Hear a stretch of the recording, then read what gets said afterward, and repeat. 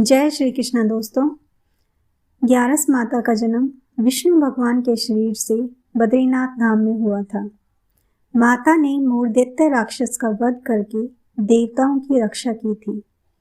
इस पर भगवान विष्णु ने प्रसन्न होकर माता को वरदान दिया था कि देवी, तूने देवताओं की रक्षा की है, इसलिए एकादशी के नाम से तेरी पूजा होगी तथा तेरा नाम लेने से हर प्राणी को मुक्ति मोक्ष मिलेगा।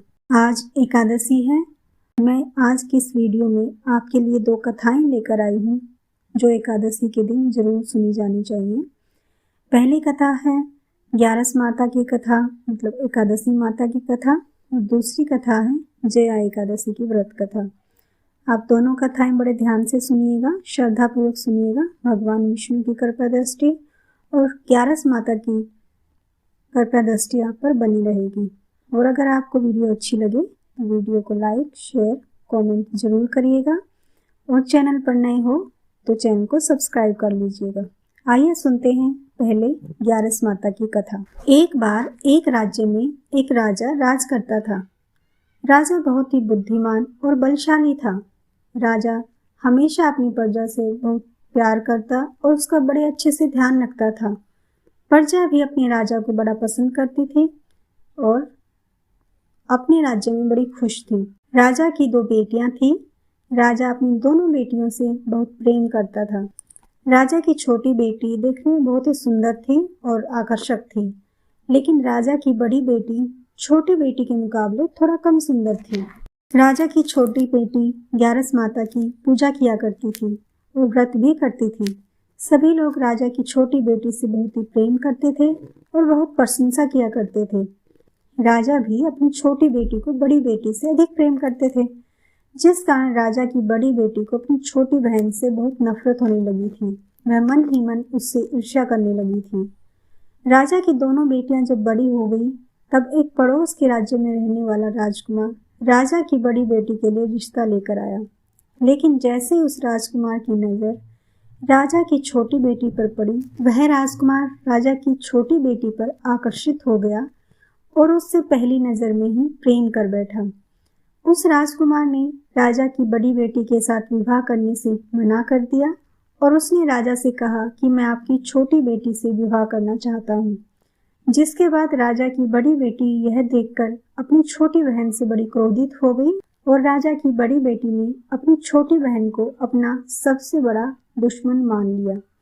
राजा की बड़ी बेटी ने अपनी छोटी बहन से बदला लेने का निर्णय कर लिया। इसके लिए उसने अपनी छोटी बहन को जान से मारने का सोचा। राजा की बड़ी बेटी ने अपनी छोटी बहन को मारने के लिए सबसे पहले एक लड्डू में जहर मिलाकर अपनी छोटी बहन को दे दिया और उसको लड्डू खाने के लिए कहा। लेकिन लड्डू खाने के बाद भी छोटी बहन को कुछ नहीं हुआ। बड़ी बहन यह देखकर बड़ा आश्चर्यचकित हो गई, लेकिन बड़ी बहन ने हार नहीं मानी और उसने जब रात में छोटी बहन के कमरे में जाकर एक मटके में सांप रखकर छोड़ दिया, लेकिन सांप भी छोटी बहन को कुछ नहीं कर पाया। जिसके बाद बड़ी बहन ने अपनी छोटी बहन से कहा कि चलो हम लोग कुएं से पानी भरकर लाते हैं, जिसके लिए वह अपनी छोटी बहन को पानी भरने के बहाने कुएं के पास ले गई और उसने अपनी छोटी बहन को कुएं में धक्का दे दिया। लेकिन छोटी बहन को तब भी कुछ नहीं हुआ, क्योंकि हर बार ग्यारस माता उसकी रक्षा कर रही थी और उधर बड़ी बहन अपने सारे प्रयासों के बाद भी असफल हो रही थी, जिससे वह बहुत क्रोधित होती जा रही थी। फिर उसने अपनी छोटी बहन के पास जाकर उससे खुद ही पूछा कि मेरी छोटी बहन, तुमको पता है भगवान ने सबकी मृत्यु एक निश्चित समय पर लिखी है और कैसे तुम्हारी मृत्यु होगी, क्या यह तुम जानती हो? तब छोटी बहन ने अपनी बड़ी बहन को बताया कि हाँ, मैं तो जानती हूँ मेरी मृत्यु कैसे होगी। छोटी बहन से यह सुनकर बड़ी बहन मन ही मन खुश हुई और उसने अपनी छोटी बहन से कहा कि तो मुझे अपनी मृत्यु का राज बताओ। छोटी बहन ने अपनी बड़ी बहन से कहा कि मेरी मृत्यु तो एक तोते में है, जो तोते के गले में खार है उससे मेरी मृत्यु होगी। जब तक कोई भी व्यक्ति तोते को मारकर वह हार अपने गले में पहनेगा तो मैं मूर्छित हो जाऊंगी और जैसे ही उस हार को अपने गले से उतारेगा मैं वापस से जीवित हो जाऊंगी। अपनी छोटी बहन की मृत्यु का राज जानकर बड़ी बहन बड़ा खुश हो गई और उसने अपनी छोटी बहन को मारने के लिए उसके पालतू तोते को ढूंढना शुरू कर दिया। और छोटी बहन को इस बात का आभास हो गया था कि कोई उसकी जान लेना चाहता है, जिसके कारण वह अपने पिताजी के पास गई और उसने अपने पिताजी से कहा कि पिताजी, मेरी मृत्यु के बाद आप मुझे जलाइएगा मत, बल्कि आप मुझे अपनी पुरानी हवेली में एक पलंग में लिटाकर छोड़ दीजिएगा। अपनी छोटी लड़की की यह बात सुनकर राजा बहुत आश्चर्यचकित हो गया। राजा ने अपनी छोटी बेटी से पूछा, बेटी, तुम यह क्या कह रही हो? तब राजा की छोटी बेटी ने बताया, पिताजी, समय किसी के लिए नहीं रुका है, कब क्या हो जाए किसी को कुछ पता नहीं है।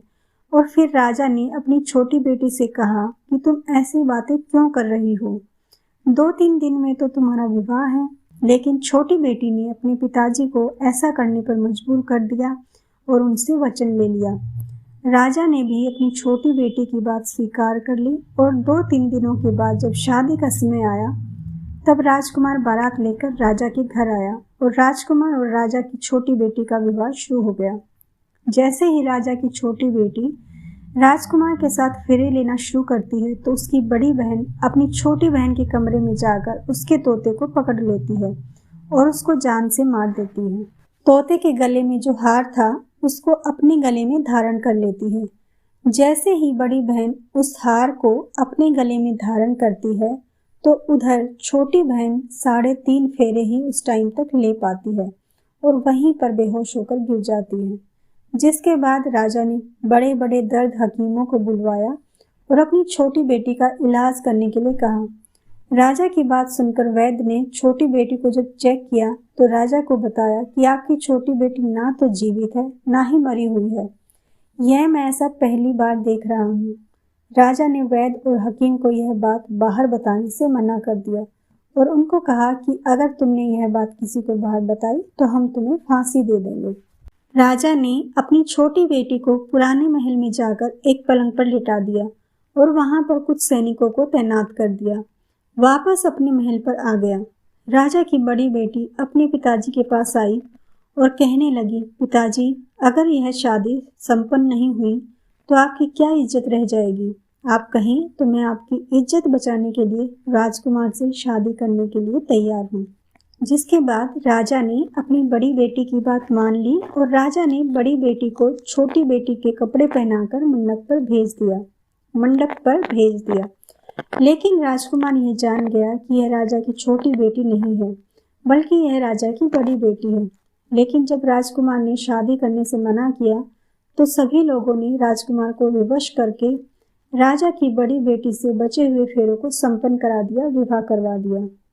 जिसके बाद राजकुमार राजा की बड़ी बेटी को अपने महल ले गया। राजकुमार राजा की बड़ी बेटी से ना तो बात करता था, न ही उसको पसंद करता था और ना ही उसके आसपास जाता था। और राजकुमार ने यह फैसला लिया था कि वह अपनी प्रेमिका को ढूंढकर रहेगा और यह जानकर रहेगा कि उसके साथ क्या हुआ है। एक दिन राजकुमार अपने घोड़े पर सवार होकर राजा के पुराने महल के पास पहुंच गया, जहां पर उसने कुछ सैनिकों को देखा। महल के पास पहुंचकर राजकुमार ने जब महल को ध्यान से देखा तो वह समझ गया कि यह तो हमारे ससुर जी का महल है। तब राजकुमार ने सैनिकों से पूछा, तुम लोग यहाँ क्या कर रहे हो और इस महल के अंदर उस पलंग में कौन लेटा है? जिसके बाद सैनिकों ने बताया कि यहाँ पर राजा की छोटी बेटी लेटी है। यह सुनकर राजकुमार बड़ा खुश हो गया और वह तुरंत अपनी प्रेमिका के पास पहुंच गया और उसकी सेवा करने लगा। जैसे ही रात हुई तो राजा की छोटी बेटी उठकर खड़ी हो गई। राजकुमार यह देखकर बहुत खुश हो गया। उसने अपनी प्रेमिका से पूछा कि तुम यहाँ क्या कर रही हो? तुम मेरे साथ घर चलो। राजा की छोटी बेटी ने राजकुमार को सारी बातें बता दी कि मेरी जान एक तोते में बसी थी और मैंने यह बात सिर्फ अपनी बड़ी बहन को बताई थी और मुझे पता है कि उसने ही मुझे मारने का प्रयास किया है। उसके पास एक हार है जिसको वह सुबह पहन लेती है और रात को उतार देती है। जब तक वह हार को पहने रहती है तब तक मैं मूर्छित रहती हूँ और जैसे ही वह हार को उतार देती है तो मैं जीवित हो जाती हूँ। और जब तक मेरी बड़ी बहन के पास वह हार है तब तक मैं ऐसे ही जीवित और मूर्छित होती रहूंगी। अगर मेरी बड़ी बहन के पास जो हार है वह मेरे हाथ लग जाए तो मैं हमेशा के लिए जीवित हो जाऊंगी।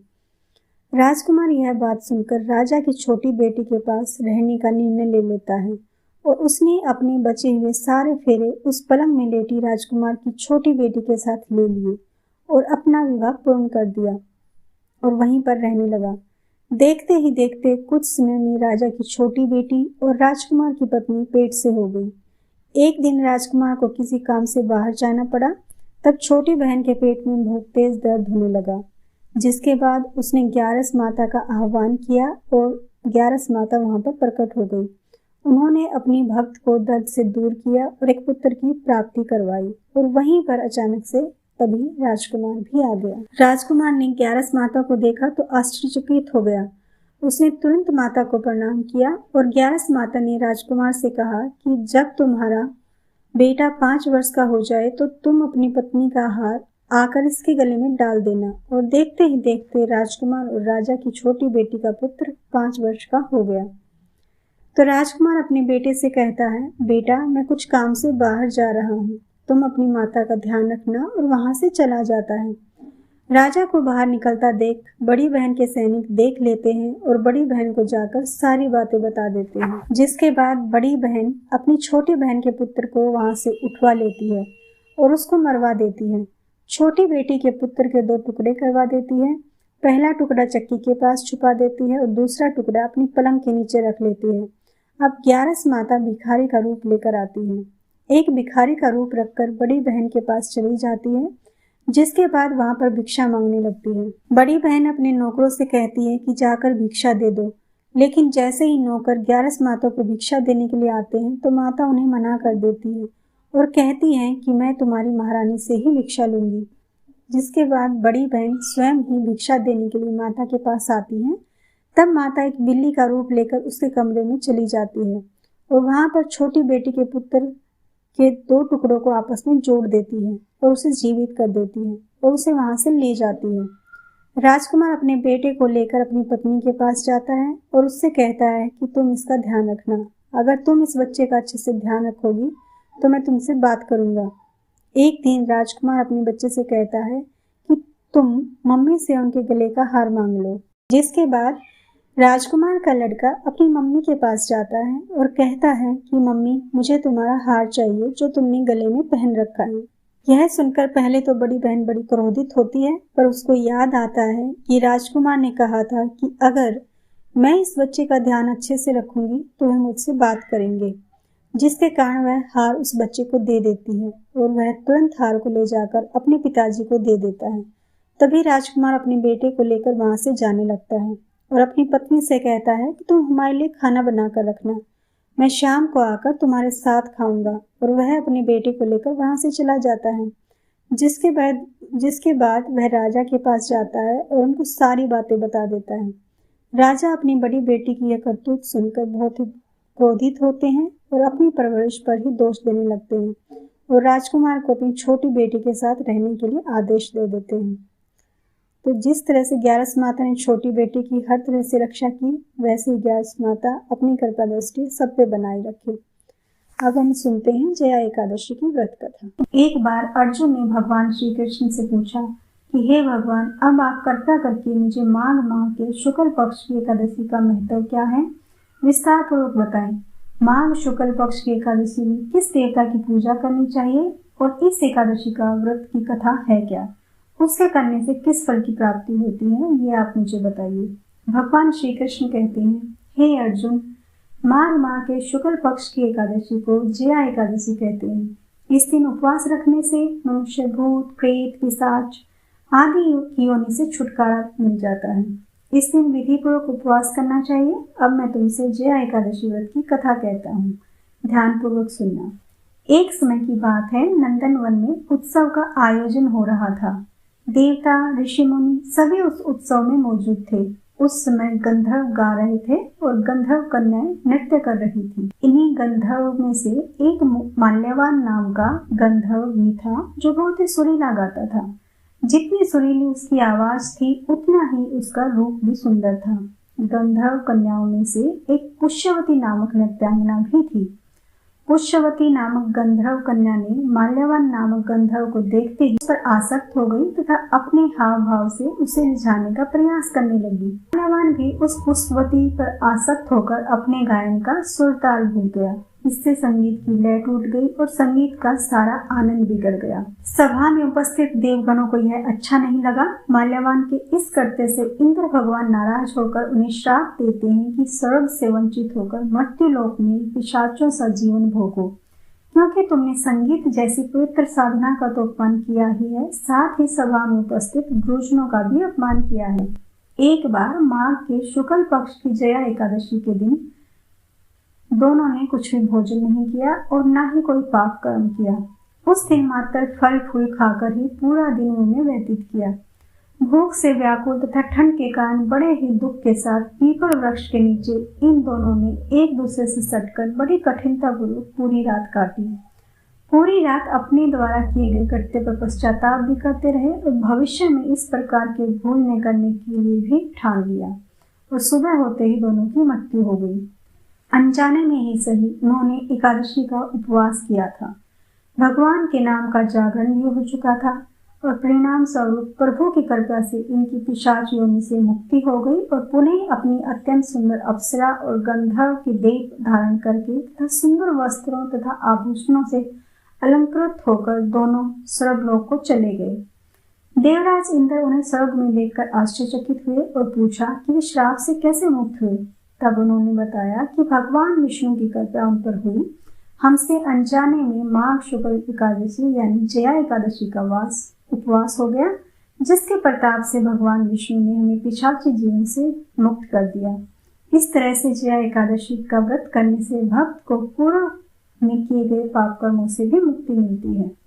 एकादशी में जितना महत्व व्रत का है उतना ही पारण का भी है। तो जया एकादशी 2000 में पारण 21 फरवरी के दिन यानी बुधवार को किया जाएगा। जो लोग जया एकादशी का व्रत रखेंगे वो लोग व्रत का पारण 21 फरवरी दिन बुधवार को सुबह 6:55 से सुबह 9:11 के बीच में कभी भी कर सकते हैं।